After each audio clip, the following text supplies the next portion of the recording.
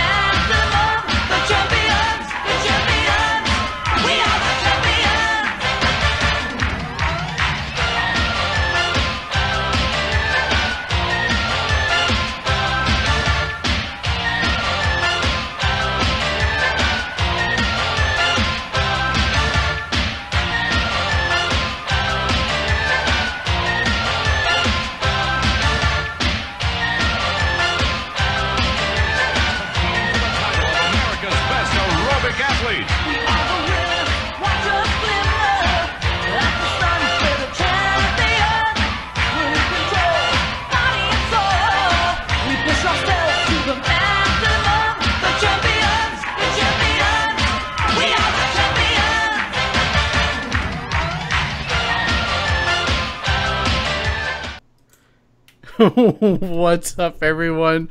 Welcome to the Heroes Power, episode 100. I hope you enjoyed that wonderful intro. Oh my goodness. So good to be here for episode 100. I'm excited for everything we're talking about today. There's so much going on in the world of Heroes of the Storm.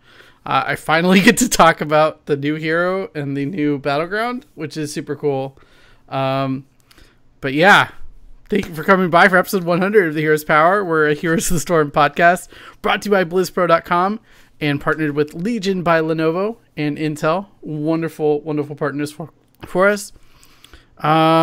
Quick programming note. I am going to be on the podcast The Training Dummies tomorrow at 8 p.m. Pacific. I don't think they broadcast it live, but check out thetrainingdummies.com. We're going to talk Heroes stuff. Not a surprise there. And I'm also going to be gone from May 2nd through 16th, so that'll be a thing.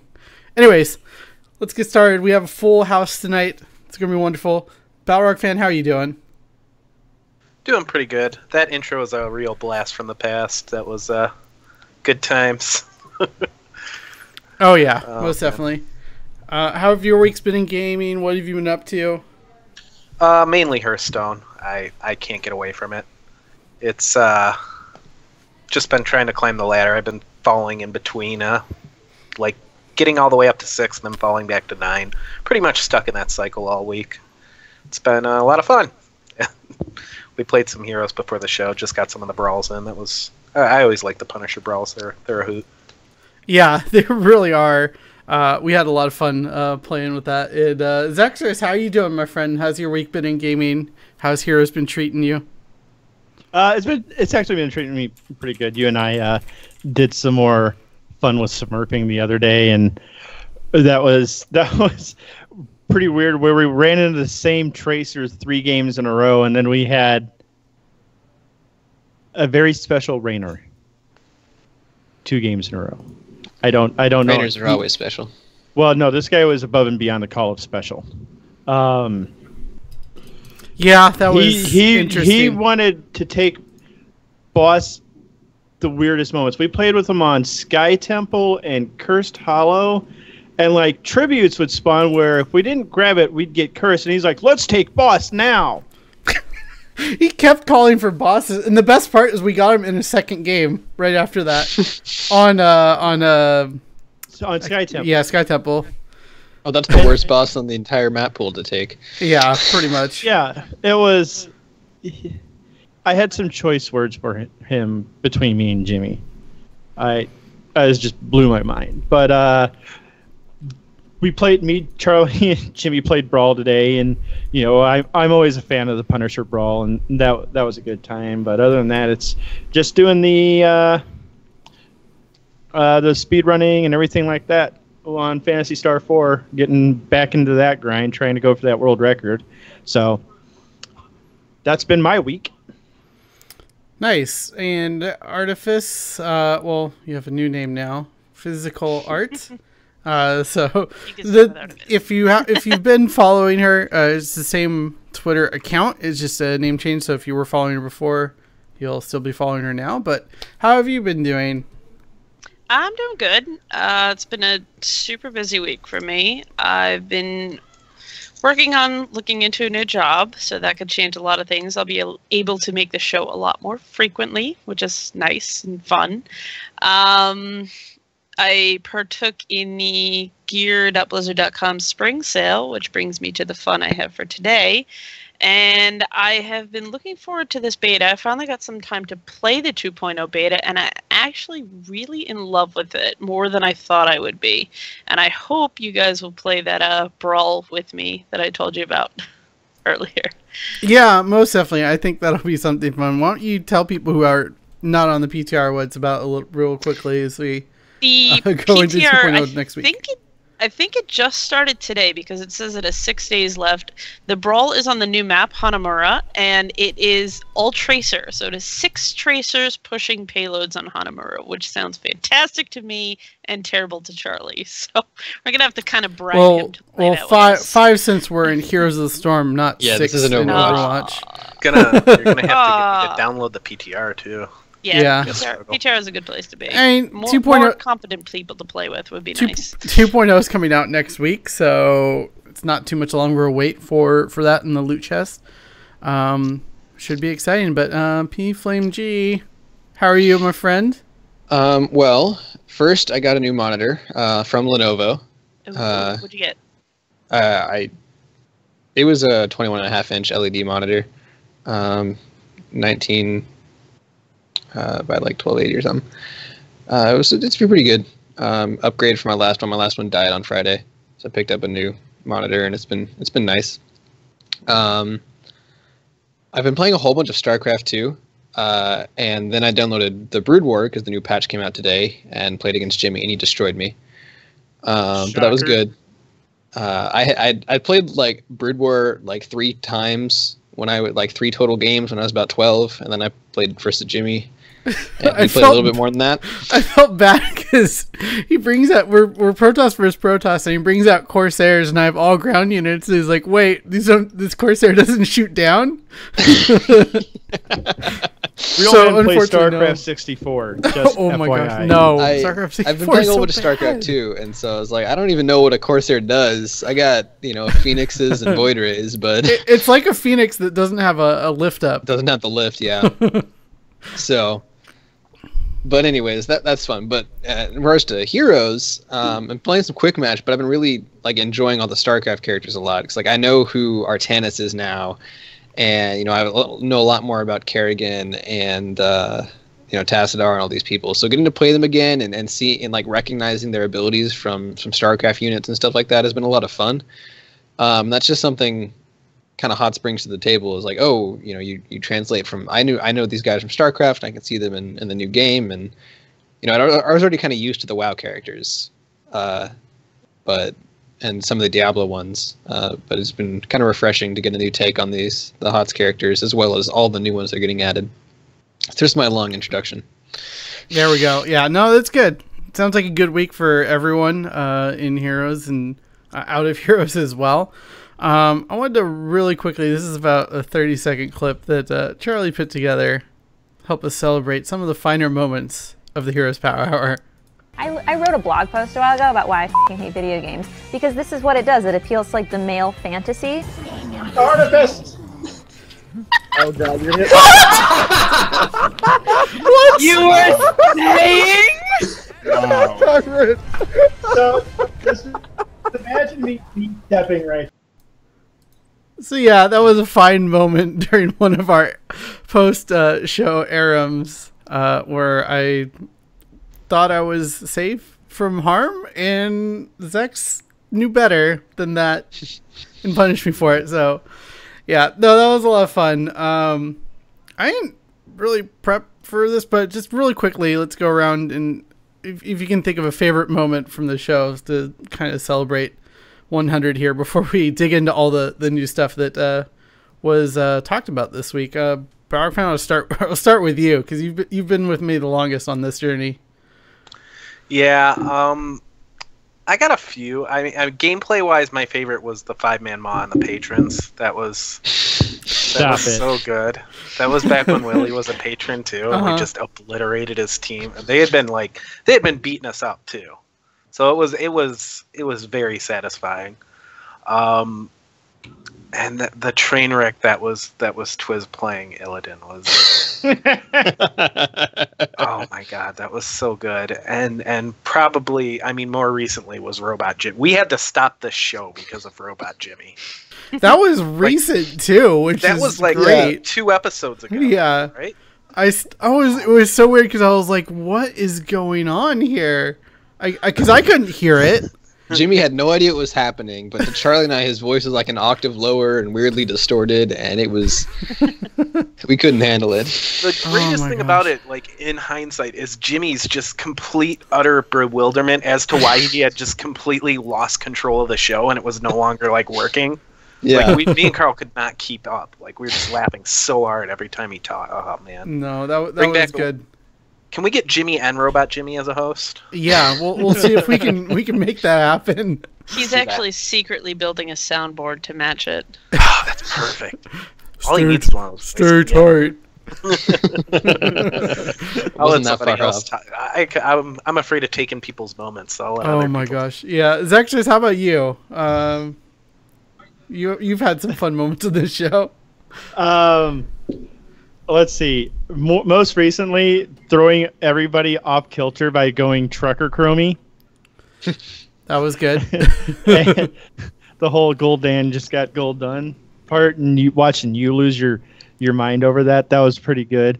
But honestly, letting you guys experience my Chen firsthand, way back in the day, and then Twiz getting kind of tilted midway through. Why did we give him Chen? And then you guys retrospectively, or Twiz especially retrospectively, going, I thought I had a good Chen. And then I saw you play Chen. And I'm like, never mind. I'm never touching this guy again. That was pretty entertaining. Yeah, those are two of my favorite moments right there. And then I guess the third favorite moment would be that you guys inviting me to co-host with you guys. You know, it's been a hell of a lot of fun, you know, like just walking through this with you guys week after week. It's a lot of fun. I love this game, and I love doing this show with you guys. Well, I really like hearing that. I enjoy doing the show with you all as well. Artifice, how about you? I mean, you've had some fun moments on this show as well. I have. I've had a lot of really entertaining maws happen, since you mentioned that in the games that we've done. But you showed the tail end of my favorite one, is the troll game where everyone made fun of the way I play Illidan until that moment where I killed almost the entire team and Willie had to finish the job. That was the entertaining moment for me that sticks out right now. I'd have to look through a lot of the logs to find more, but there's been a lot of entertaining games where it's just like a snowball of doom that happens, and that's always fun for me. Yeah, absolutely. P Flame G, how about you? I don't know if I have a moment, but like this show has kind of defined my entire experience playing HOTS. I got a beta key from this show. I joined an amateur HOTS team with the patrons and Charlie, and did what was it? Chair League, yeah, for a season or two. You know, and I remember I remember young Carl, where I got into a game against JR and Charlie, and I was like freaking out, and I tweeted at them, and I was like, oh man, I got to play with these guys. And you know, they beat me, and then that was the core race where ours was at like 3% when yours went down. I think it was a 7% core. Oh my gosh! Wow. It was Sky Temple, and there were like two shrines up and all this stuff. And I was playing Nazebo back when he was like his original, you know, I don't know if beta Nazebo with Ravenous Spirit being like the best ult in the entire game. Yeah. Yep. Far oh away. My goodness. Yeah, keep going. And I'll just and then one week I was like, hey, Charlie, I know you from the team, and if you guys ever need a third person to fill in if somebody gets sick, I'd be happy to. And the next week is like, hey, you want to be a permanent host? Why not? It was a tumultuous period. Yeah, most definitely. We were in transition. For me, I have a few moments. Mostly, I think mostly the after show games were really, really cool. There were a couple times where I think we ran into the core podcast guys one time on a post show game, as well as Artosis, which was like, wait, really? Are we playing against Artosis? And of course they stomped us, but that was really great. And all the wonderful guests we've had on the show in the past. I know we haven't had too many guests on as recently as much, just because the amount of people we have on the show makes it a little difficult. But we're gonna work on getting some people in. But my favorite moment, and only Powerhour fan is going to remember this vividly, because this was off stream. But I thought I was never going to tell this story, but the 100th episode, we're going to tell it. He knows exactly what I'm talking about too. I can tell. You can tell by his reaction. So the first part of the show, it used to be in 2 sections. First part of the show is done. I'm like, okay, we have a break. I can go use the restroom, wash up, whatever. I go back into my room, which is in full view of the camera on the Skype call, and I take my pants off. And I have no clue. No clue at all. We are screaming. He cannot hear us. We are screaming, Jimmy, no! Was this on stream? No, it was not on stream. Not on stream. This was in between when we were like, so only the people on the call could see it. I'm like thinking, I'm going to get comfortable now, and it's going to be really nice to just sit and play some games. It's something Willie would do, not you. The look on Jimmy's face when he had the realization. I sit down, and I see that Skype is on. And I'm like, I don't know how to top that moment in my life. I mean, that was really good. Oh my gosh. But yeah. Well, you see, the difference between Jimmy and I is Jimmy does it accidentally. I would do it on purpose and stare into the camera. There was just a sense of dread as soon as I sat down and saw Skype open. Oh man. But yeah, was it the 3-man cast at that point, or was it all 5? No, it was all 5. JR, Twiz. Yeah, it was me, JR, 9ball. So yeah, Boss Man got to see your boxers. Yep. They were afraid it was going to go further. Yeah. Oh, Lord. I can't believe that happened though. Oh my goodness. That your camera was still on though, like that. Oh my god. Oh my goodness. All right. Well, enough reminiscing for now. Let's talk a little bit about the news that dropped on Monday. I finally get to talk about this. I've been saying on this for like 4 weeks. Hanamura and Genji are coming with 2.0, which is coming next week. Hanamura being the brand new battleground, based on the map Hanamura from Overwatch. So obviously it's going to bring in very similar ideas from Overwatch. You're going to push payloads, which is kind of funny because the way they explained it was they knew that the Overwatch map didn't have a payload on it, but because it's heroes, they can just do whatever they want. So they put payloads on it, and the teams fight over pushing these payloads. And yeah, I mean, it plays kind of similarly to Towers of Doom. But really, I think the big new thing is the brand new mercenaries that are in this map. The recon one lets you see the 3 nearest enemy heroes. The support one gives health a heal in the area. So you pick up an item after killing these mercenaries, and it's like the nuke on the StarCraft map. I can't think of the name of it right now, but so you use it hitting the F key. And the other one is you get to place a turret down. It looks very much like a Torbjorn turret, so you can also place it on the payload itself for a lot of fun. But it's basically a little kind of support turret. Does damage to the enemy. Is it a health bar or duration or both? Both, I believe. It has a health bar mostly. The duration, it didn't seem to run out until, like, I think it's a long duration, because we had one on ours and it was killed by the enemy team, but it didn't disappear on its own for a while. Yeah, the health bar is going to run out long before the duration does. Mm-hmm. Okay. But yeah, I mean, that's the basics of it. I know, Elena, you've been playing a lot of the PTR, and what do you think of Hanamura so far? I haven't played it since it went up on PTR, so I might have been playing an older version of the map. I know you were talking about how it felt a little too quick.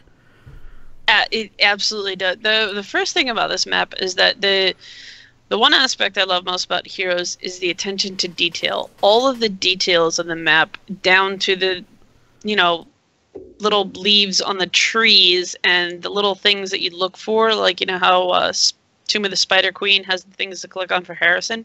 I haven't found anything on this map yet, but I know something's there. Just gotta find it. There's always a little Easter eggs everywhere. But the visuals on this map are amazing, and I love them, especially for this time of year. I do think the 7 shots to the core is too quick. Maybe it's the games I was playing, because it was PTR, has a different mindset than live play does, but the games did not even last until either team hit level 20. I played 3 games earlier today, and not one of them, no team reached level 20, which is a little strange to me, but it could be good for quicker games when you're in the mood for something like that.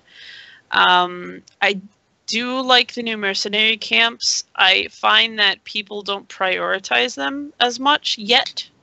It's kind of a whenever I feel like it moment. The only one people really go for is the turret one. And I do love the payload thing, because there's so many options, because I found out that more than one payload can be live at the same time. So if you don't get your payload to the spot it's supposed to go to, the next one can spawn, so you'll have 2 up at the same time. So it makes it a little more complicated. Yeah, it definitely can get chaotic quickly, and the later payloads definitely cross paths kind of in the middle. So if both teams are pushing them at the same time, they're going to meet in the middle of this map. It's a 2-lane map as well. I don't think I mentioned that, but another 2-lane battleground coming to Heroes, which should be interesting. I know people are definitely mixed on the 2-lane battlegrounds for sure. I know especially pro players seem to not be too positive on them, but it'll be interesting. Like you said, the attention to detail is really cool. I'm wondering if the forts and keeps are really going to ever be a thing that people attack, because if you take down a fort or keep, it empowers the next payload for, I think, the next payload, or maybe permanently. Just one. Yeah, the next payload for you. The games that I played, no one ever really went after forts or did too much laning. It was just pure team fighting 90% of the time.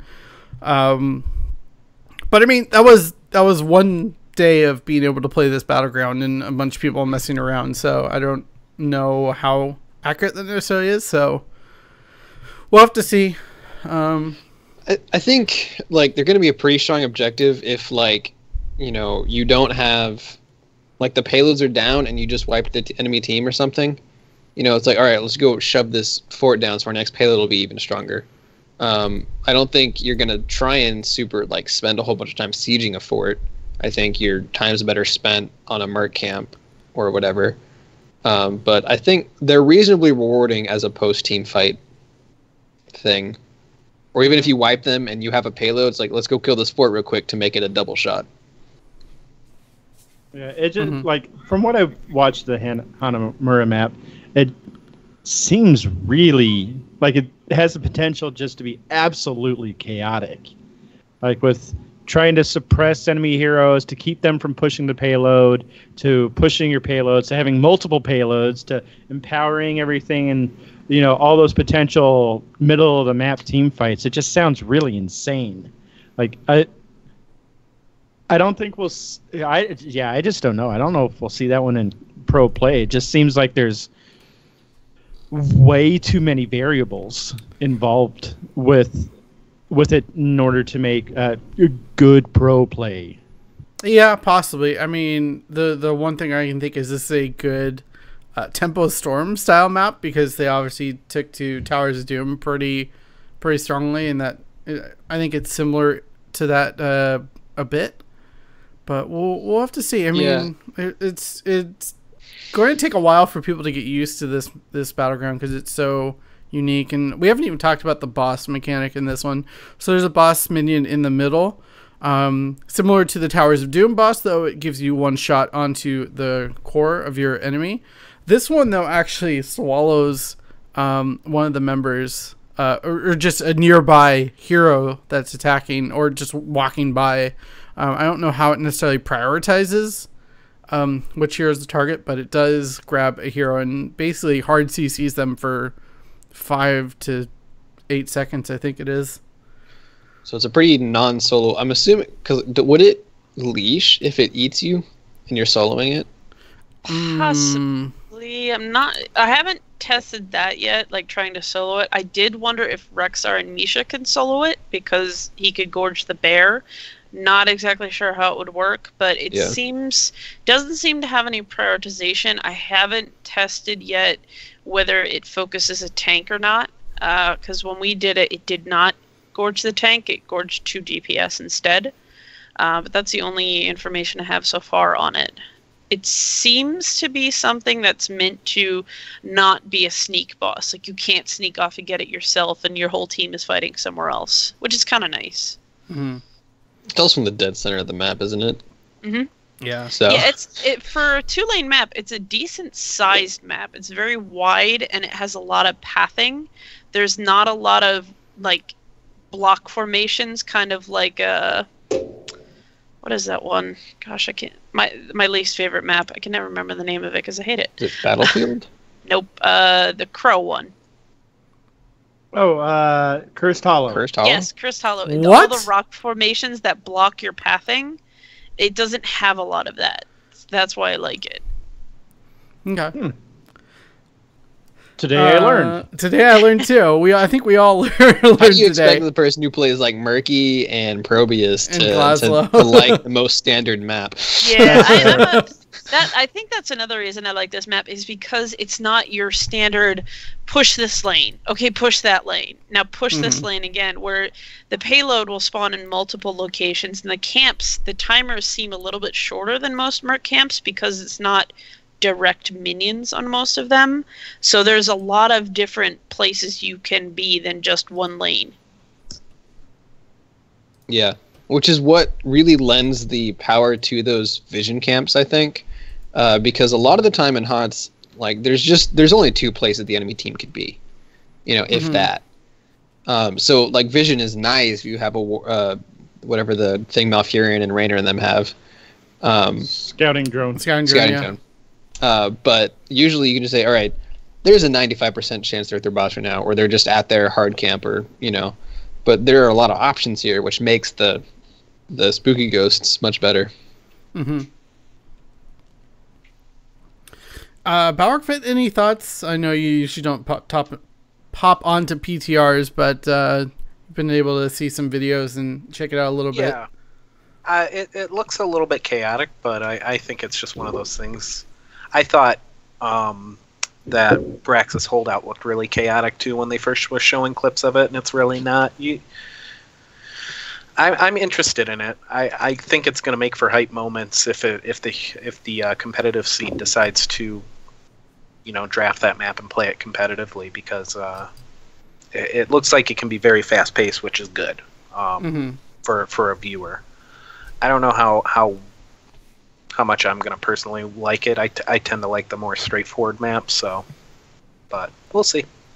I'm just ready for 2.0 next week. Yeah, I think a lot of people are. Also announced was Genji, the next hero coming to the Nexus. Going to be coming out next week with Hanamura in 2.0. So another assassin coming to the game. Plays actually pretty similarly to his kit in Overwatch. And he has some really cool animations, and I find it kind of hilarious that they're bringing the Overwatch skin, the Oni skin, to Heroes of the Storm, that Overwatch players had to play Heroes of the Storm to unlock an Overwatch. So it's coming all full circle. And a really quick story about the media summit, which was kind of cool, was they introduced the Genji hero, and in the video they hadn't announced Hanamura yet. In the video, he's like on that they showed, he's on the Hanamura map. You can like see bits of it, and I immediately like look at Gilly, and I'm like, is that an Overwatch map? And she knew what they were announcing, but so she was just like, I can't say anything. But it was just a really funny moment, because Blizzard does tease stuff like that. So I'm just glad to be able to talk about this now. But Genji, yeah, he's pretty fun. I think he's going to be one of those really high skill cap heroes, similar to kind of Tracer, in that vein. He has a lot of escape tools, but he's also really vulnerable to CC, and his health pool is pretty low. Squish Zex, City. yeah, Squish City. Zex, you put up a talent overview video on him on BlizzPro. What are your thoughts on him initially, as a assassin player yourself? I'm a tank player. You sure about that? But I indulge in assassins. He played like to put it in its basis terms, he plays like a better Illidan. In my opinion, he has a ranged poke. He's got, you go the right build, you'll have Q for days. His both of his escapes go over terrain. So his Swift Strike will take you through terrain. So when you're using that, you've got to be absolutely careful that you don't run through a gate and then not have your trait off cooldown to get away. But he just seems like he could have a really heavy impact, honestly. Like there's Shuriken Master at 4. And once you finish that quest, every time you jump, you get 2 charges of Shuriken back. Okay, and then at 13, there's double jump where you get an extra charge of your trait. So team fights come up, you throw your Q twice, jump, you're back at 3. You're back at 3 Q presses. You throw 2 more Shurikens, you jump, you throw the 3, and that just has the potential to just have a lot of team fight control. That's an awful lot of damage getting thrown at your team. Hey, Pilder brings up a good point in chat. What are his actual skills? I know go over it. Yeah, his QWE. Yeah, and whatever the jump is, I don't know if that's Z or trade or whatever. D is trait, yeah. D is trait. So Genji's Q is his Shuriken. So the thing that I really liked what Blizzard did with this was, in Overwatch how you can either fan your shurikens out or you can throw them in a straight line, right? Mm-hmm. His auto attack is the straight line shuriken, and then when you press Q, he fans out. He throws it out, in that fan formation. So that's your Q. You have 3 charges of it. It comes off cooldown pretty quickly, if I remember correctly. And then let's see. And all 3 charges recharge at once, right? No, it's one at a time. Think. Okay. I thought I'd read something about that. Maybe it was a talent. Think quivering arrows, or not withering fire, whatever. Yeah, I understand. So, I thought his was different, but it comes off cooldown so quickly it feels like they all come back at once. Yeah. Let's see. You can talent this Shuriken Mastery for what you're thinking of, Carl. Mm-hmm. Yeah. His W is deflect. It blocks all damage. And then he throws a shuriken back at the target. No, his Qs don't recharge all at once. War Before Peace. And then it's got a decent cooldown. It's like, I think like 8 seconds or something like that. I don't remember exactly off the top of my head.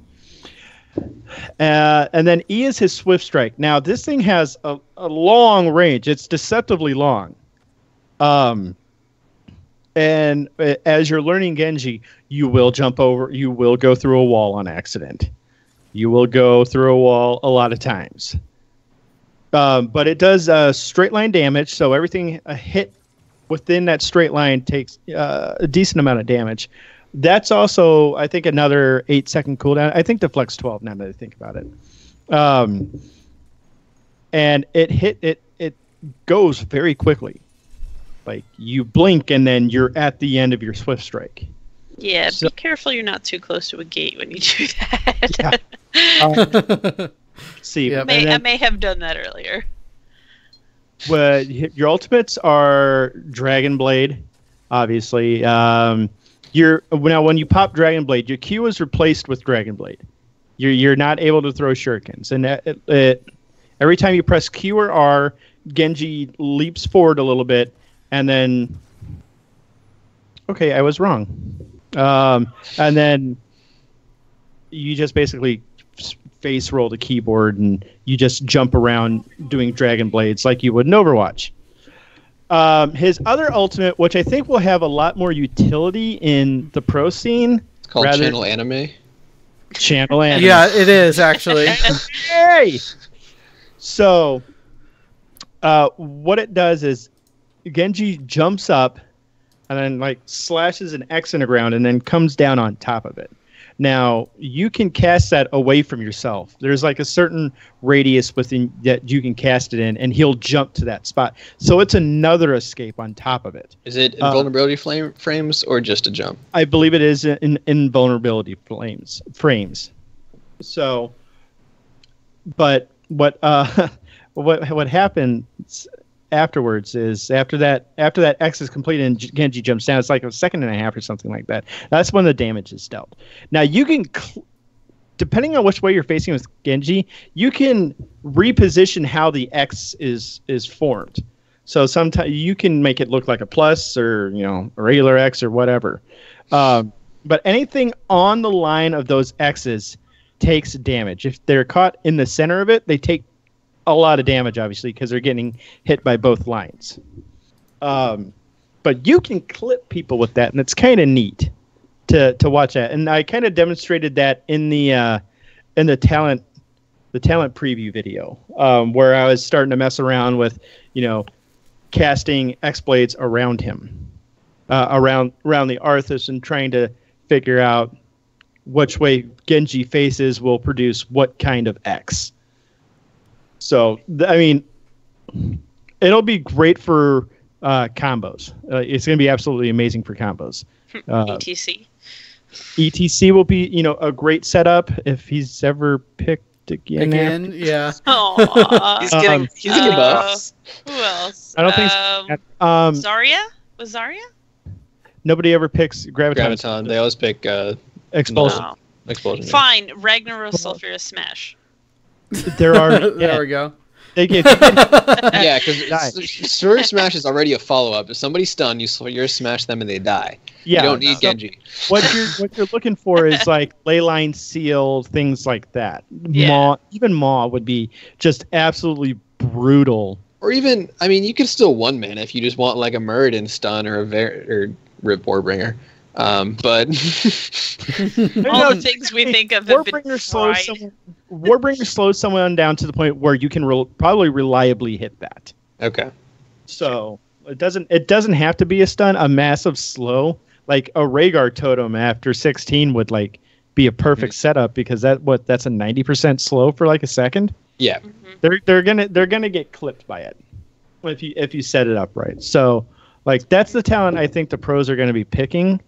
But seeing a Dragon Blade pick wouldn't shock me in the slightest. Dragon.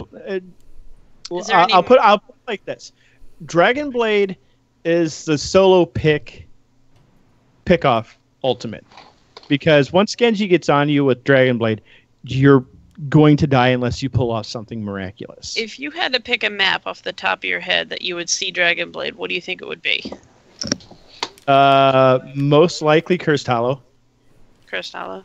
Just because of Cursed Hollow, maybe Tomb. Any map where there's a lot of centralized fighting. But even in that case, you're going to want to take X-Blades as well, because, say someone on low health, one or two people on low health gets away, you can X-Blade on top of them. if they're not that far away, Mm-hmm. because it'll teleport you to that spot. So it was fun messing around with them. Like I said, that Shuriken Master and Cyber Agility at 13 combo is just that's a disgusting amount of damage. It's ridiculous. Oh, and he has it's a silly talent, but it might actually have some use. At 1, you can jump off of your horse an insane distance. I feel like it triples the amount your trait will take you if you use it off of your horse. On the tri map, it will take you 2/3 of the way. If you use it from your gate, it will take you 2/3 of the way to the enemy gate if you jump off your horse at the gate and then swift strike. That's an ignorant amount of distance to cover in 2 button presses. Yeah, it's pretty incredible. Sorry, Yeah, I'm go ahead. picturing Overwatch style Genji is just diving into untimely death like they do in that If I game. need healing isn't his master taunt, I'm going to be really mad. I feel like Genji is going to be Yasuo. Charlie remembers, but Was he? No. Was he the? No, I'm thinking of the other guy. Oh my goodness. You're talking about League of Legends, right? yeah, I am. I think I'm thinking of Li Ming or something. Or Lee Sin. Lee Sin, Lee Sin. yeah. Yeah. Anyways, wanted to really clarify a few things real quickly. The Shuriken does restore all 3 charges after its cooldown finishes. And the level 4 talent... No, it's okay. It's confusing a little bit. Level 4 talent for Shuriken restores 2 charges after you finish that quest and use the D ability, which is the... we just were jump? talking about the jump. Yeah, the jump, basically. Okay. But yeah, I was just kind of confused about the interactions of those two. Like, so you can spam out 3, spam 2 more, and then it'll be on the latest 3's cooldown, or and only 3 will come back up. I would Or will assume the it's the 2 standard reset it? cooldown. The 2 will just grant you 2 charges, but the initial cooldown will still keep rolling to fully refresh it. That makes sense. Talking it out. That was the only part that was tripping me up. Mm-hmm. Willie's shaking yeah. his head. You were wrong. No, that had nothing to do with it. Okay. It's all yeah. Elena's fault. Oh, never mind. Okay. Oh my goodness.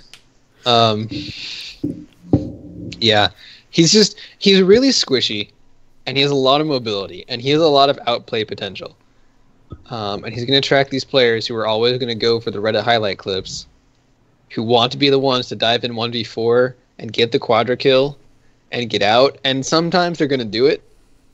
And sometimes they're going to be like, I can't deal with this Genji, he's so oppressed. And sometimes they're just going to die.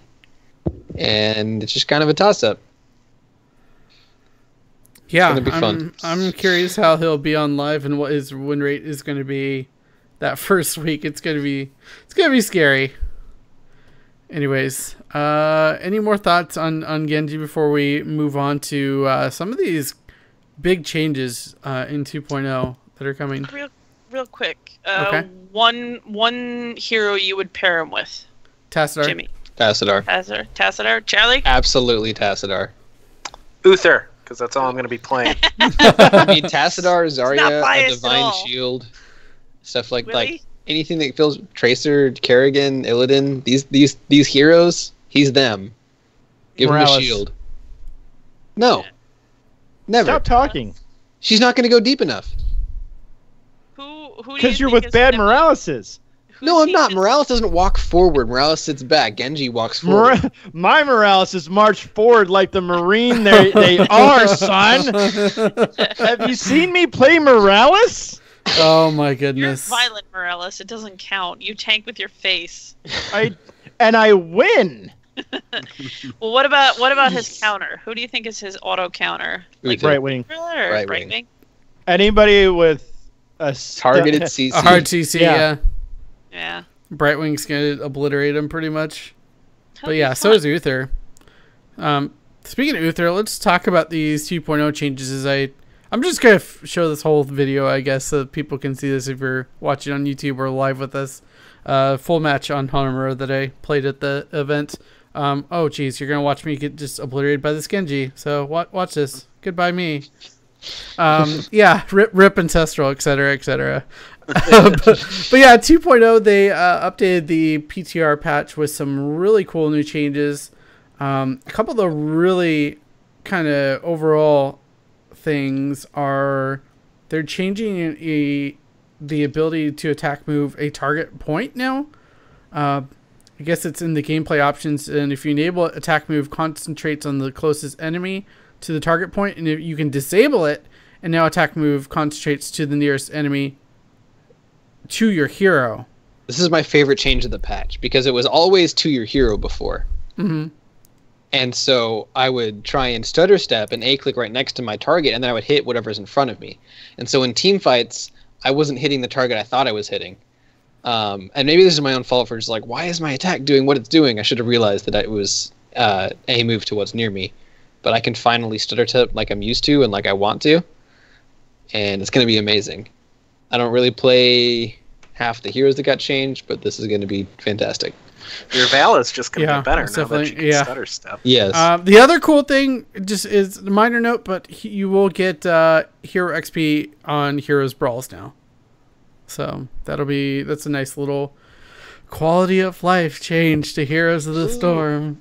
Take your shots. Take your Wouldn't shots. be episode 100 without him. Yep, exactly. Cassia getting some changes pretty quickly after her release. She's been out like 2 weeks. Hold on. Are they better than fixing her cross-eyedness? No, nothing will beat that. That was, Okay. so Working funny. as intended. This is a good patch. Oh my goodness. Cassie is no longer cross-eyed. Fend, Stupid strabismus. Fend is getting its cooldown decrease in mana cost. Ball Lightning mana cost is increasing. Not that big of a deal. Valkyrie cooldown mana cost reducing. Just easier time to get True Sight at level 1.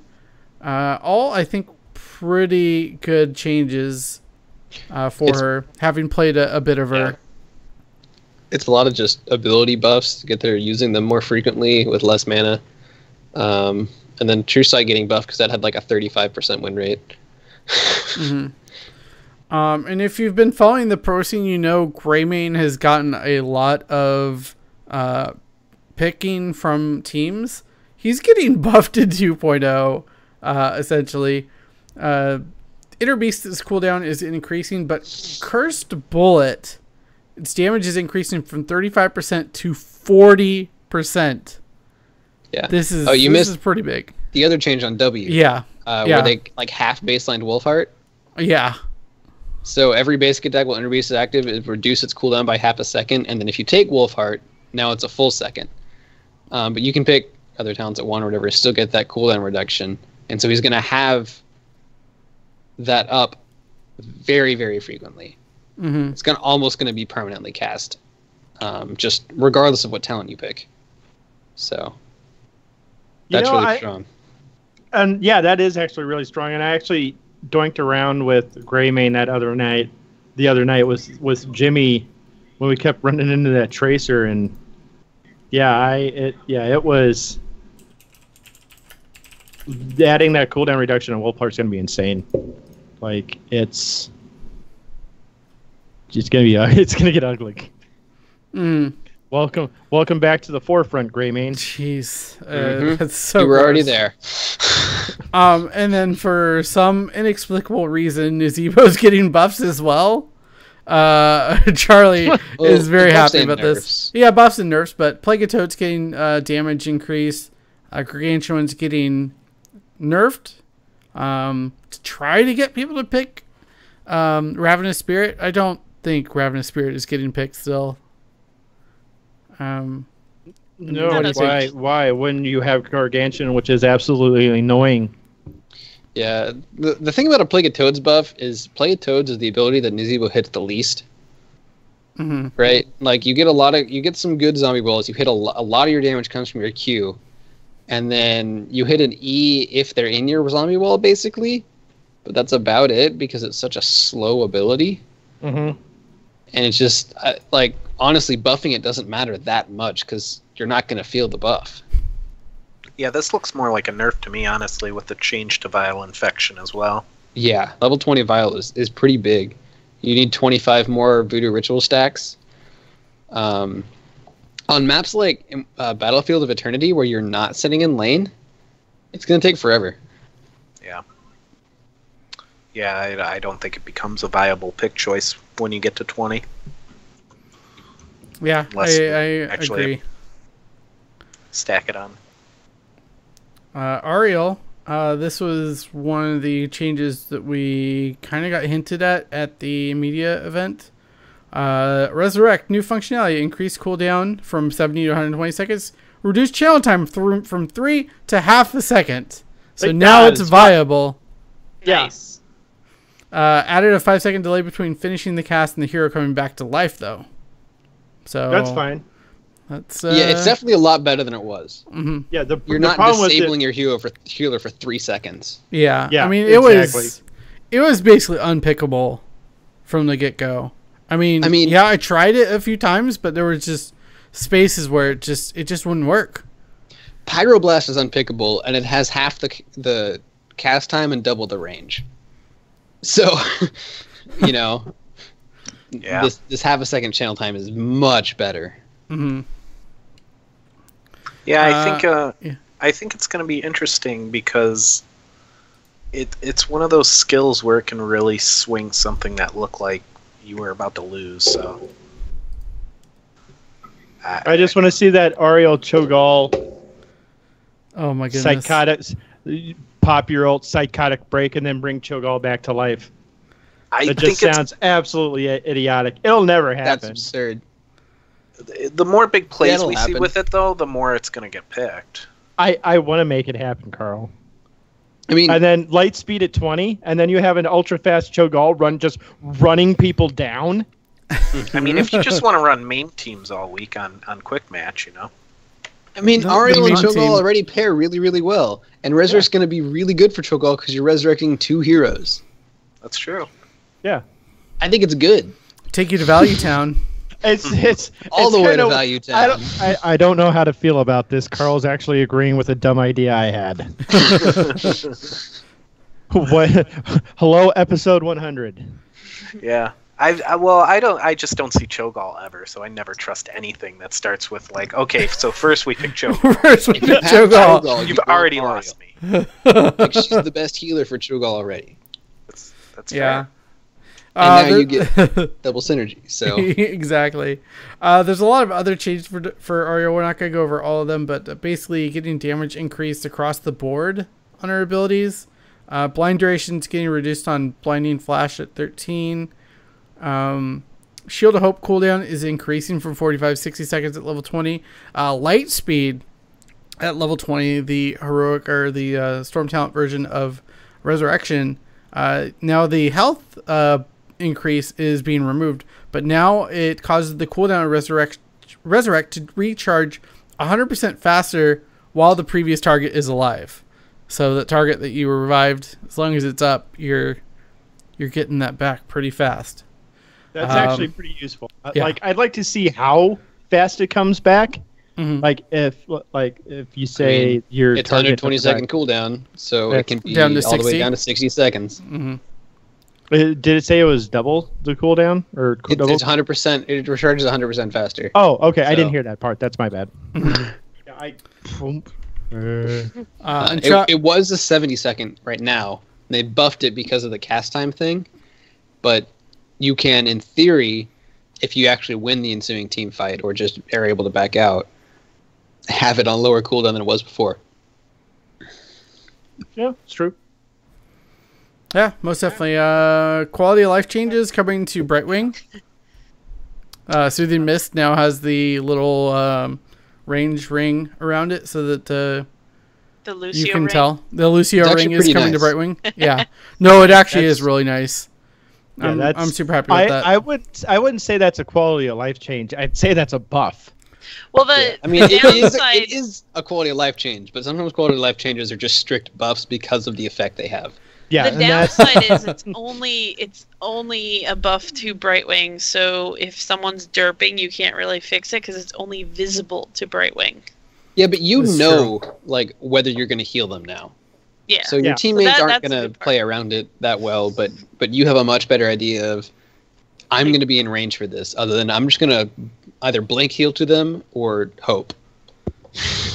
Lots of hope. Yeah, you got kind of a feel for, like, because I played a lot of Brightwing, and you get a feel for the way, like, your maximum radius, but it's definitely going to be helpful to have an actual visual concrete proof of where it's at. yeah, exactly. I mean, it has diminishing returns the more games you have on Brightwing, but it's still nice. Yes. I just want to circle back to Ariel for a second. I think she's going to be a lot stronger now with all the cooldown reduction. I like how much cooldown reduction is in her kit now for her various abilities. Mm-hmm. Yeah, It's always something where, like, if you're rewarded for playing well and you can continue to spam your skills, it always helps. Yep. It's like the only support that didn't really get anything was Lily, as usual, because she's Panda. Yeah, well, she She did get... got, Blizzard hates pandas, man. Like, she got a Yes. blinding wind buff. Yeah. Yeah, which I always take those talents, so I like it. I feel like she should be used more, but she can't be the way she is. So honestly, I'm sorry, but she's picked a lot in the second support situation as one of the higher damage supports, and this helps that play style. So it kind of pushes her away from a solar supporty thing, and kind of Blizzard's like, okay, we see where she's being picked. Let's buff that, because people pick her for the blinding wind damage, and let's help it. Yeah. Yeah, that's where she sees a lot of play. Yeah, That was that all I makes wanted to absolute try and sense. add. Mm-hmm. Yeah, I mean that's it for that. Real quickly though, Tassadar getting changes, basic attack damage increasing, shield getting nerfed, and some talents changing. Force wall cooldown's going down a little bit. Yes, the force wall cooldown. Yeah, that's getting dropped a little bit, as well as the mana cost to drop it in, and that's mostly because we've seen basically everyone go Archon for the most part now. They want to try to bring that the pick rate of force wall back up a little bit, and I don't know if a 2 what's the drop second rate? less. What's the cooldown? 8 seconds now for Oh my force wall. god, It was 10. that's disgusting. Yeah, but More who doesn't want to Tassadar. be an Archon? Yeah, this is a true statement. Zealots. They just nerfed it. They do though, want to and be I Archons. think They just can't be Archons. I think Tassadar always brought more with the wall. Mhm. I really Yeah, wall is such. I always said force wall is the best ability in the game that does no damage. Just because it absolutely restricts your opponent's movements, either to save your team or to just block them in a choke point, and then your team just unleashes on them. Like, I still stand by force wall as one of the hands down one of the best abilities in the game. It's It's tragic one of it those- doesn't get picked. I think the we'll see it in HGC more often now too. I hope With so. Archon's nerf, but I don't know. It's just a really strong utility spell that It is. I'm just an assassin player, so I see the option to just like quadruple my damage and become a huge backline threat, or control the battlefield, and I'm like, Nuke Mage Tassadar, man, he's fun. Yep, definitely. I'm gonna let you, Balrog fan, take this one. This is the big one. This is the rework a lot of people have been waiting for. It is Unleash the the Uther rework. beast. I really like the direction they went with Uther. Shut up. They have done something with him where his heals will now transfer armor to the target that he's healing through his passive trait, and I think that's going to provide a lot of utility for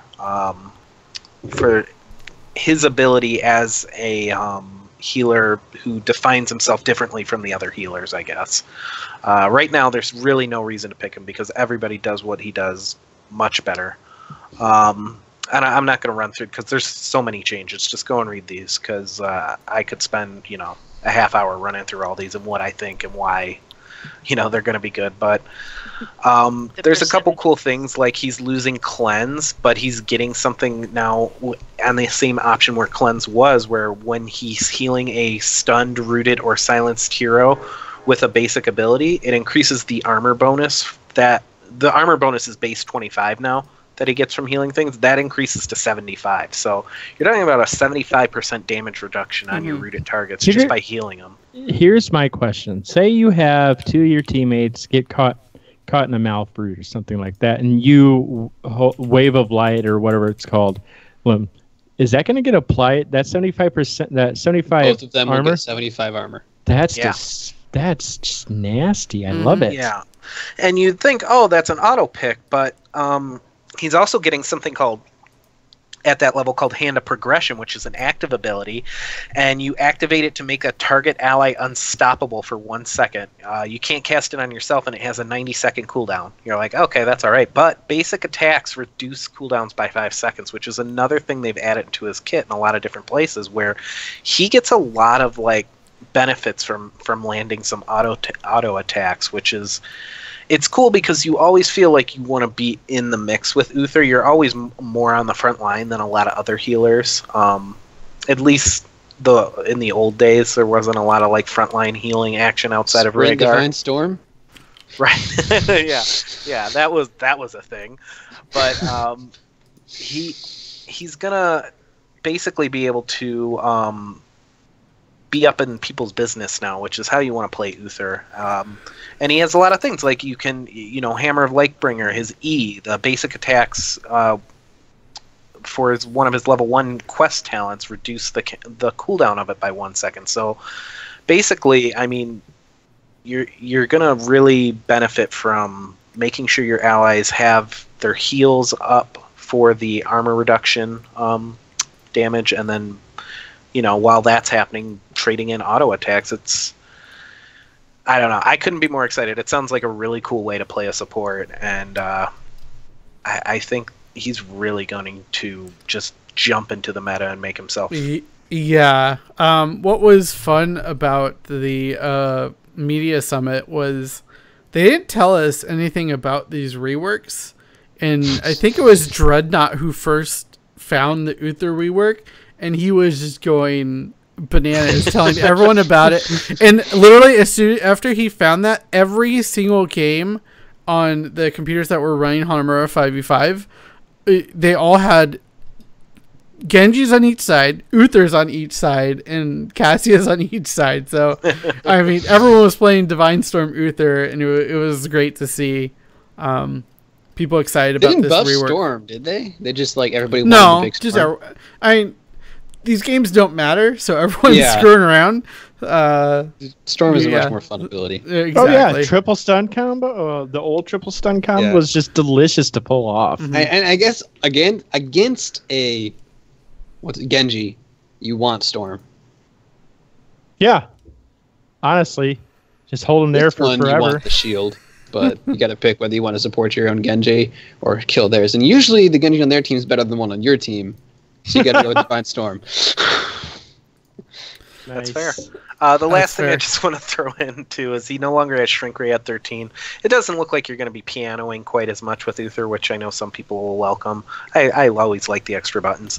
But he's going to lose Shrink Ray at 13, but now he has a talent option called Well Met, which his stun, Hammer of Justice, will now also reduce the enemy's hero movement speed by 25% and their damage by 25% for 3 seconds. So you get a 1.5 second stun or maybe it's just a 1 second stun, I don't remember, for Hammer of Judgment, which is followed up by another 2 seconds of movement speed and damage increase on the target. I mean, does he say well met when he Hammer of Justice is done? He should. I mean, that should just be his taunt. I should be able to just walk around kind of spamming that when people B-step. You would never do anything I can do the well-met remix. Yeah. I feel like it's one of the voice lines in 2.0, but I could be wrong. Beautiful. I still get those lit boxes. Okay, we still need to petition Blizzard to put in I need healing for Genji, though. It's got to be in there. Yeah. I checked one the of those PTR. launch It's day not. surprise. It's not on the PTR, but yeah, maybe it'll be a launch day surprise, which would be amazing. But yeah, Anytime Uther should be Genji drops fun. below 95% health, I need healing. I need healing. as long as there's no healer within 50 yards. Oh my goodness. It's actually what happens when you ping while playing Genji. You ping and it automatically says that over the announcer voice. When Genji dives in 1v4, it automatically says, I need healing. Oh my goodness. But yeah, other warriors getting touched. ETC getting a slight health buff. Healing increased on Guitar Hero. Speed metal movement increase. Damage increase on Pinball Wizard and Hammer on. Both of those on level 7. I think they're just trying to get people not to pick Echo Pedal at 7. Yeah, they're trying real hard. But I don't see these changes particularly helping the situation that ETC is currently in right now. We'll have to see, especially with these, with just how the other warriors are right now, and they're just a much higher priority pick than him. Does Stitches really have 800 more base health than ETC? Yes. He now has. He's going to have 3,000. Yes. Oh yeah. Did you want to do that or? I do. Jimmy, you might have to do it for me because I don't have anything set up for it. But Yeah, I can set it up. I can do it. Okay. For somebody here today in Twitch, I got on the gear.blizzard.com spring sale the Little Stitches plushie that comes with the code for the Bikini Stitches skin, and we are giving that away. He also has a little bag full of entertainment, some hooks, and the cleaver for you as well, just in case you need those. And Jimmy is going to help me set that up, so you will give him your information, and I will send it out to you this weekend. Yeah, go ahead and hit ! raffle in chat to be entered. Make sure you're following so that I can message you and get your information. Yeah, that's it for that, and thank you for putting that together. Oh, thank you. The Stitches plush is awesome. And I'm sure whoever gets it will enjoy that. It also comes with the Bikini Stitches skin, correct? It does. Just so the people in chat know, you're actually supposed to type ! Raffle. I type waffle because I'm on the show and I can't win. So, and I do recommend redeeming the skin before 2.0 because I don't know how the changes affect these codes. So you have about a week to claim it. They said that skin codes should be unaffected. Oh, okay, good. Yeah, they should be. But yeah, other warrior changes really quickly. We'll try to blaze through these. P-Flame-G had mentioned, Stitch's base health is being increased to 3,000, and slam damage is getting increased a tiny bit again. So he also has that like infinitely stacking health talent and 3,000 base health. Mm-hmm. Nice. Yes. Just wanted to make sure. Yeah, I'm gonna have fun playing Stitches again. Yeah, Anubrak, did we talk about them? A little bit of nerfs. Locust Swarm damage getting just changed a little bit. Subterranean Shield being nerfed as well. And the cooldown Epicenter being decreased. He's pretty strong right now. But yeah, he he's could in probably a use really little bit strong of a spot. nerf. Yeah. Speaking of who else could be nerfed, is Zarya. They are making some changes.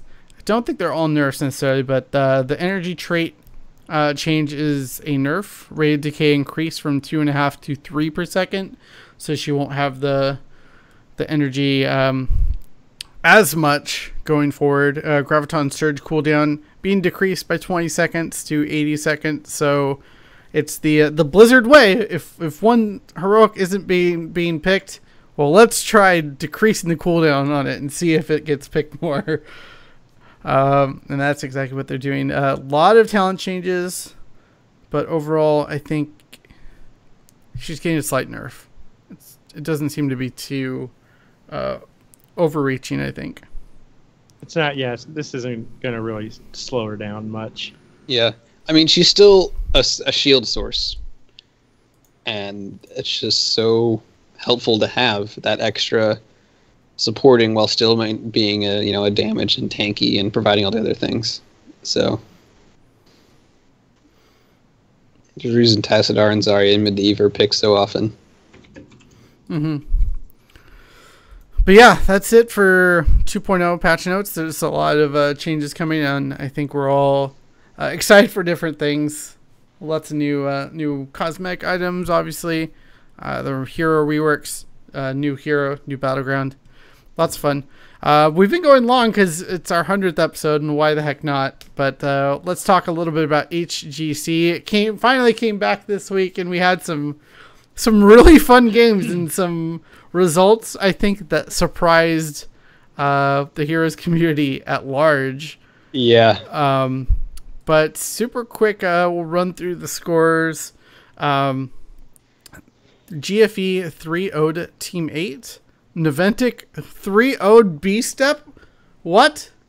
So those Someone two were like explain this? the biggest surprises of the week. It was because Team 8 like beat GFE last half. Mm-hmm. Took Tempo Storm to 5 games. Beat Tempo Storm at the Clash. So like they were looking the top notch. Best top 2 team NA, fighting with Tempo Storm for the top spot, neck and neck, and then they just got 3-0'd by GFE. They did. They got crushed. They It got made me completely sad. crushed. And then spoilers Sunday, they got 3-0'd by Tempo Storm. Yeah, they did. And that has me worried, to be quite honest. I have faith still. I still have faith in them. They're my team. Yeah. I'm pledged to them now. I'm with Elena on this. Mm-hmm. The first 2 weeks this first week was really weird in general, to be perfectly honest. Mm-hmm. Yeah. Like both for EU and NA. Yeah. So I think, part of it was the fact that when you're, about to play a team, you're not going to scrim them. So Team 8 didn't have Gale Force or Tempo Storm as scrim partners, which are the top other 2 teams in the league. They tweeted some stuff about not having other HGC scrim partners. We don't really know the story behind that. But they were scrimming like dorm teams, which clearly is not the best practice. Mm-hmm. yeah, I don't care if you're LSU or UT Arlington. Like it's just not. It's simply not the same. Mm-hmm. It's a different style of devotion to the game. Like Exactly. the dorm tournament, you devote your time mostly for the dorm tournament just before it, but these guys play all year round. Yeah. Yeah. I guess just to speed this up, what was your favorite or more surprising match of the event? I'll start. I guess Synergy beating B Genius, and I don't think B Genius is going to win a series for the rest of this clash, and I think they're destined for the Crucible and some EU amateur team to take their spot, which is unfortunate, but yeah, geez, it's not good. Powerhour fan, how about you? Have a favorite series from this weekend or something that surprised you? Liquid, formerly of Misfits, didn't look as strong as they didn't look as dominant as they did in the first week. We'll see. But, playing Ducks kind of made them sweat a bit, which is very surprising. So it tricked. Yeah, and that considering how strong that Misfits looked, that was kind of baffling to me on the EU side. Naventic looks a little bit better, so we'll have to see. But I agree. I agree with Powerhour fan here. I know you're laughing, Zex. I know you think we're BSing, but no. Naventic actually looks better than they have. B-Step's middle of the pack team. Naventic 3-0'd them. They then lost to No Tomorrow, which is terrible. Yeah, but they pulled off. It's something about those two teams, though. I think. No Tomorrow. If anything, listen, wait, no. Okay. You're going into troll mode. So stop. No Tomorrow is only 2 wins are against Naventic, right? No, they lost to Naventic first time. They lost to Naventic. Oh, that's right. It was like a Yes. 3-2. They beat Yeah. Freedom randomly after. Yeah, Freedom they beat was Freedom. bad. Okay. Freedom was looking good, and then they lost No Tomorrow. Yeah. No Tomorrow has the ability to kind of surprise teams. I watched that set more than I watched Naventic versus B-Step. And I think, I don't know, I think what Naventic's game plan was to really focus on, like, it seems like they focused on 2 core comps, and neither of them were really working against No Tomorrow. They were kind of just countering them and trolling them with not, like, I don't know. Trolling them's unfair term. They were picking against the team that was being presented to them. I just don't think it was representatives of No Tomorrow's ability as players compared to Naventic. I think they were just outdrafted Naventic there. Yeah, I just think Naventic has a better shot of getting out of being in danger of going to the Crucible versus Team Freedom going down to the bottom 2 and being in the Crucible versus them. Well, you're not wrong. Those were just in NA and EU. Those were the 2 things that kind of jumped out at me. Yeah, most definitely. Any other thoughts? I'd like us to actually do the predictions on stream, if we're okay with that. I mean, I'll try to keep it fast, but We'll just rapid fire through it. But Zex, real quick. Naventic sucks. It took them a week to remember they were Naventic. You just had to, didn't you? I had to. The most surprising thing for me was the last one, the Dignitas game with the Expert. I was not expecting it to be that close, because if you remember the last round of HGC, Europe was pretty much 3-0, 0-3, like all the way. So the closer games were surprising this round for me. The thing is, though, that they did go 5 games with them last the first part of the season. So I kind of expected that. Yeah, Expert's not bad, but it still shows that the difference between the top 3 and the bottom 5 are just huge. Yeah. Expert hasn't cracked a top 3 team yet, but Expert just took a dump on most of the other teams below them. How about our the Korean Overlord teams? Are they None of us hiding? really watch Korea. We're not covering them. Am I the only one? Yeah. I mean, you're on a late shift. I get up. Yeah, numbers early, are up so, then. Yeah. Well, fine. But they're cool. I mean, they're cool when good. you can catch VODs here and there. But L5 is still 9-0. That's the story right there. That's all that matters. Koreans I'm watching are Stats and Sue. Yeah. Right. It's hard to really invest myself into something that routinely comes over to the States and beats the living dog crap out of us every major competition too. Just to remind us how much better they are. Right. I just want to see that part. I don't want to watch their dominance constantly amongst one another. Alrighty, here we go though. Rapid fire for this week. You ready, Balrog fan? All right. Starting in North America, Superstars versus GFE. I'm going to say GFE 3-1. This first week back, GFE has looked exceptional, and I don't think that is going to change. P-Flame G. GFE 3-0. Elena? Gonna have to go with the same. They've put up a good show. Horseman? Wait, did he? He did. Minimize Skype. I think he. Yes, he did. I think he muted his mic. It's gonna be GFE over Superstars 3-1. 3-1. He's throwing that 1 in there. I had it 3-1 as well. So. Oh my goodness. Balrog fan, what are you thinking?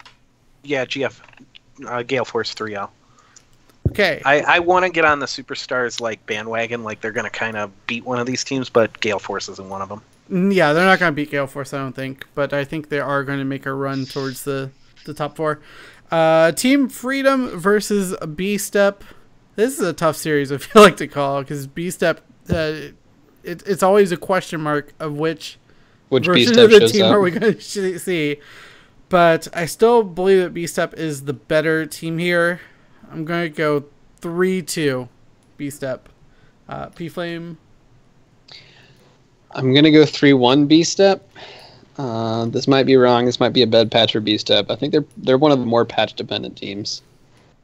And Yeah, we're on But this anyways. patch for the next 3 weeks, I think. yeah, it might be a bad couple weeks for B-Step. Okay. So you said think B-Step Freedom's 3-1? going to take it?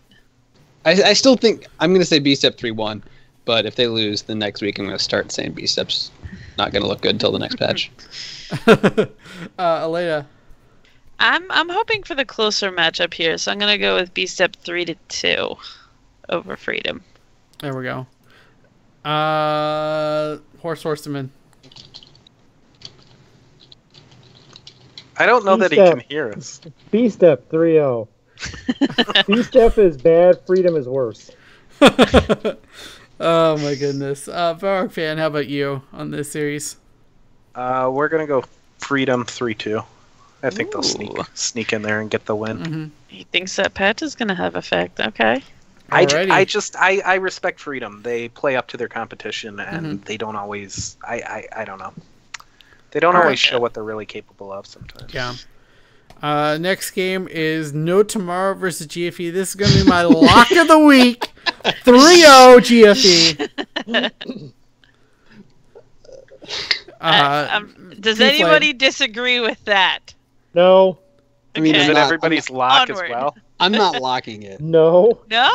Who are you talking to? Okay, I'm still gonna go for some questionable locks at this point in the season. Okay. Who is Elena locking it? Yeah. Okay, Elena and Jimmy lock, Willie and I don't, but we all say 3-0 GFE. I'm going to lock it. Okay. Okay. This should be an interesting matchup, and I don't know how to call this one, but Team 8 versus B-Step. Did you really just say that? Yes. Teammate got dumpstered. They went 0-6 this week, Willie. That doesn't mean they're bad. They're fighting the other two top teams in the division. I agree with you. I think they're going to win. But I could see teammate they looked pretty bad. They didn't look like they did last part. So how do you think this is going to go? God, ye of little faith. 3-1 teammate. 3-1 teammate. Ugh. I also say 3-1 teammate. 3-0 teammate. Charlie. I'm sorry, I'm catching up. Willie said 3-0. Yeah. Carl said 3-1. Mhm. DJ said 3-1. Yep. And what did you say, Elena? 3-1. I'm the only one who has absolute faith in teammates' ability to bounce back. You shouldn't have absolute faith after they go 0-6. I have absolute faith, but I want close matches. I don't want steamrolls. I want B-Step to step it up. That's their job. Were they Yeah. not at BlizzCon last year? They were. She has true So? statement. Who, True team statement. 8? Yeah. B-Step. No, B-Step. B-Step was. Oh. They're one of the name change apocalypse things. You just don't recognize them anymore. Name change apocalypse. It's true. Oh my goodness. Yeah, it's true. B-Step 3-2, by the way. Okay. 3-2. Okay. Tempo Storm versus Superstars. I'm gonna say 3-2 Tempo. Superstars can give Tempo fits, but I don't think it's gonna be enough to actually beat them. P-Flame? 3-0 tempo. Lena? I feel like if they continue their role, 3-1 Tempo. I think Superstars will put up a fight, but I think Tempo is on a good roll right now. Horserman? 3-0 tempo. Tempo's 8-1. To be For fair, though, reasons- Superstars like it'll be a 3-7 competitive or something. 3-0. There you go. Yeah, I'm with Willie on this. I think it's going to be a fun match to watch, but I think they won't be able to take a game off Tempo. Tempo 3-0. Yeah. And to close out the week, as Zexers has called it, the toddler fight. It is Team It's Freedom. the toddler fight pit. Team Found Willie's Freedom. lock. Team Freedom versus Team Naventic. I'm going to say Team Naventic 3-2. I think they're going to win this series, and they're going to get themselves out of the bottom of AGC NA and show that they're not as bad as we all think they This are. probably does determine Crucible, doesn't it? It very well could be. P Flame though, what do you think? Still exists apparently. I'm gonna say Freedom 3-1. Elena. Oh, this is a hard one for me because I No, think mostly because of Willie, I have a lack of faith in Naventic, but they did put up a pretty good show last week. What? They did. Compared to the last round of HTC, they went exactly how I thought they would. But the last weekend, it was not that bad. What were you impressed by? Their inconsistency? They 3-0 B step and then turn around and get clowned by No Tomorrow. But Like that's the only thing to be impressed about is their inability to be consistent. Oh my gosh. I'll give it to them. I'm gonna go 3-2 Naventic. Ugh. We all know what your vote is. Yeah. Yeah. I gave them way too much faith last week, Okay. especially that second game they had. I think I gave them 1 Mhm. because I only have 4 points. So my picks were something to behold. I think all of our picks were bad though. No, To be you were fair. like 23 points. Yeah, you and Elberry were pretty good. Yeah. Okay. So we're gonna say 3-0 Freedom. Because when your CEO likes tweets proclaiming that your team is in the toddler fight pit, that's really weird. Oh my goodness. Like, Severely weird. Like that threw me off because I've taken a habit of like just kind of crapping on Naventic on Twitter now, and then I made that toddler fight pit and tagged both No Tomorrow and Naventic in it, and then Naventic likes the tweet, and then one of their co-owners, Jack, likes the tweet, and I'm just like, I am legitimately confused by this turn of events. Like how that worries me about Naventic's roster. Like I don't care if they all get kicked off anyways. Naventic needs a roster change anyways after this Oh my gosh. absolutely abysmal showing. These guys are supposed to be the number 1 NA team, and then all they've shown is that they're number 1 in being inconsistent. Okay, like maybe sometimes a cigar is just a cigar, but when someone's openly just crapping on your team, and then that's to me that's kind of telling. All right. But Power Fan, sometimes a cigar is just a cigar. get us out of NA. Naventic 3-0. All right. By the way, that was a lock, obviously. Oh, We knew it was. I was waiting for Onward. that. Okay, EU. Onward.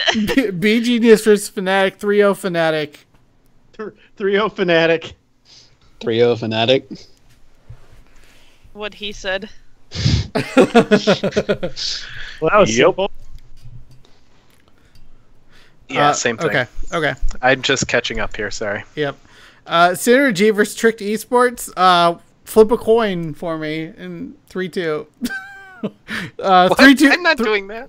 3-2 Tricked. Because they took 2 games off of Team Liquid. That doesn't mean anything. I'm gonna say 3-2 Synergy. I'm going to lock 3-2 Synergy. That's bold, and I like it. And I Possibly the Texas worst decision of spice my to it. career. But I'm going to lock it. I respect that pick. I respect that. I'm I- lost here. What did you go with, Jimmy? 3-2 Tricked Esports. Okay, sorry. Elena? 3-2 Synergy. Willie? 3-1 Tricked, I guess. Also 3-1 Tricked. Alrighty. Playing Ducks versus Fnatic. I'm going to go 3-1 Fnatic here. P Flame. 3-0 Fnatic. Lena. what happened here last week? I wanted Playing Ducks to do well, but I didn't get to see them play just because of their name. Did they take a series last week? I didn't get to watch them. No, They lost but 0-3 to Dig, and they lost 2-3 to Team Liquid, formerly Misfits. Yeah, they so played did- two of the best teams, though. Yeah. Yeah, Fnatic's up there pretty But high Fnatic's too. the other best team. Yeah. I'm gonna say I'll give them 3-1 Fnatic. I don't think they're ready for the big boys yet. Willie? 3-2 Ducks. What? Hashtag Chris was not the problem. Okay. oh my goodness. Okay. I know I just said what Elena said earlier that's irrelevant, but they did have a really strong showing against easily the best team in EU right now. Mm-hmm. Like, Which is also Dig good. was- for Easily. Huh? Easily. I don't think Team Liquid. I could is argue the best. Dig. You could very easily argue Dig. Well, yeah, but that's fair. And okay, how about I say this: the best team in HGC play, not the clashes. Okay. The best record team. Yes. They're 9-0, and they went to Game 5 against PD, so that's fair.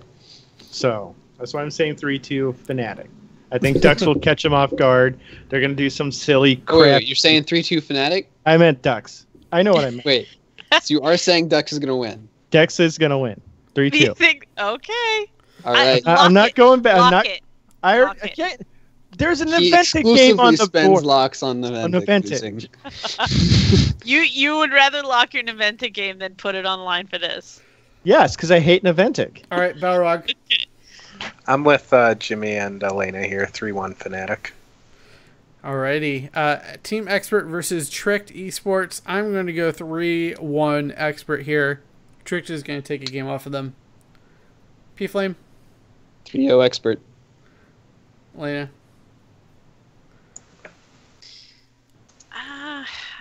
I want to have faith in Tricked, but I'm gonna say 3-1 Expert. Zex. Actually, yeah, I'm with Elena, 3-1 expert. And Balrog fan. 3-2 Tricked. Ooh, wow. Really exiting that expert train promptly. Charlie Nuts throws darts at his poster of ADRD. Oh my goodness. I need to see them bounce back. They haven't looked good for like 5 weeks now. Yeah, but has tricked. No, but I mean, I gotta differentiate a bit. Yeah. And I think 3-2 Tricked isn't out of the question. Well, Did here's Willie say? Willie said 3-1 experts. yeah. Well, here's one you could try to differentiate on. I don't know if you want to, but Dignitas versus B Genius. Dig 3-0. Dig Yeah. 3-1. They're the top team that drops the most games. It's a true statement, Elena. This is weird because I watched the Dig climb on the last round for like 15 straight matches or something like that, but they were at the bottom in the middle. I'm still gonna give it to them. 3-1 Dig. Horseman. 3-2 B Genius. Ugh, you filth. They've got to win one at some point. I don't care who it is. They've played every And- team. They've played every Think it's team in gonna be EU. Dig? Dig 3-0. They're Want them to 3 win. and 24 Willie. overall. Got 4 points last week, and he's just picked 2 huge upsets in the region where a top 3 team has not lost to a bottom 5 team yet.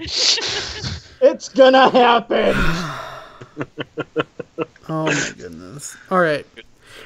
Last one. Team Synergy versus Team Liquid. I'm going to say 3-1 Team Liquid.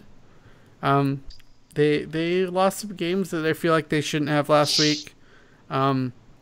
So they might have a little misstep here, but this is their only game this week, so they'll have more time to prepare just for Synergy. So 3-1 Liquid.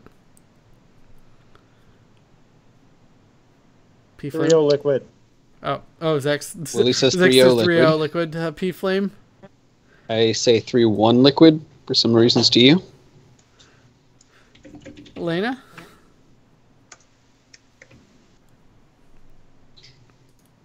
I think, I'm gonna go with Liquid, but I'm gonna go 3-2. Okay. Charlie, bring us home. 3-0 Liquid. Too much prep time for Batman. There we have it, and yeah, that's our predictions for week number 8, or is it 7? I don't know what it is. I think it's 7. Yeah, 7. week 7. Week 7 of HGC for NA and EU. That is going to close it out for our show. I mean, we're not done quite yet. I know we have a thing to give away that you guys have been entering. But just remember, as always, you can catch past episodes on youtube.com/BlizzPro. You can see the wonderful episode where Twiz played Illidan that we've referenced so many times on this show. And as well as all the other great BlizzPro shows. West March Workshop, Payload Podcast, Well Met, in Arcane Analysis for World of Warcraft. Thanks, Leviathan. I think you hosted us and gave us quite the pump in viewers. So we really appreciate that. Make sure to join us for the post-show games. We'll be playing some games shortly. Probably going to be playing the Brawl, but if you'd like to join us and get 5 more people together, we could do some custom games with that, with you viewers, and that would be really awesome as well. Patreon.com/heroespower. Check it out. Check out the rewards there. And if you're listening on audio through iTunes, make sure you give us a 5-star review. Really helps the show out and just really helps expose the show to more listeners. And we'd really love to hear your feedback there. That's going to be episode 100 of the Heroes Power. But before we go, any closing thoughts? Balrog fan. Make Uther great again. I think you mean Arthas. Uther. No, you mean Uther. The Ventic sucks. That opinion's never going to change. Aleda. Download the PTR, play the new Brawl, come play Tracer with me a million times over and over again. And that's about it for this week. Watch some HGC this weekend. 2.0 is coming. Get your loot boxes ready. There we go. On P Flame G. How about you? Yeah. I'll keep watching HGC. I'll be playing 2.0 when it drops Tuesday. We should have an exciting show we can all talk about our rewards from those loot boxes that we get. Yeah. Most definitely. So. As for myself, I'm going to announce the winner in chat. So thank you, War Before Peace. War Before Peace. For coming out. I know that I've seen you before, so I'm glad you're here. Yay! Yeah, definitely. We'll contact you and get your information and get that stitches out to you. But as for myself, real quickly, just thanks for everyone for their support. Thank you, Blizzard, for your support of the show recently, especially with throwing us up on the launcher and giving me the opportunity to go to these great events. Especially the media summit was amazing, and I wouldn't be able to do that without this show, without my awesome co-hosts, and without this audience that makes it happen. And huge thanks to BlizzPro for being our home since the beginning, and as well for Twiz. Thanks for handing over a great show to me and giving me this opportunity to host the podcast, and it's been a lot of fun, and I'm looking forward to hopefully another 100 episodes. We'll see you next week. And I've got at least 2 more in me. Okay, you've got 2 more. Yeah. 2 individual more episodes? 2 more episodes. Okay. Oh. Yeah. Charlie's got at least 2 more episodes in him. There we go. There you have it. Before can't Hearthstone guarantee completely 100. consumes his soul. Exactly. Before this reverts back to the Hearthstone Power. Yes. But yeah, that's going to be it for episode 100 of the Heroes Power. Once again, thank you, BlizzPro, for just supporting us in general and being awesome. And of course, our partner, Legion by Lenovo and Intel. Thank you guys so much. We will see you next week for another episode of the Heroes Power. Stay tight.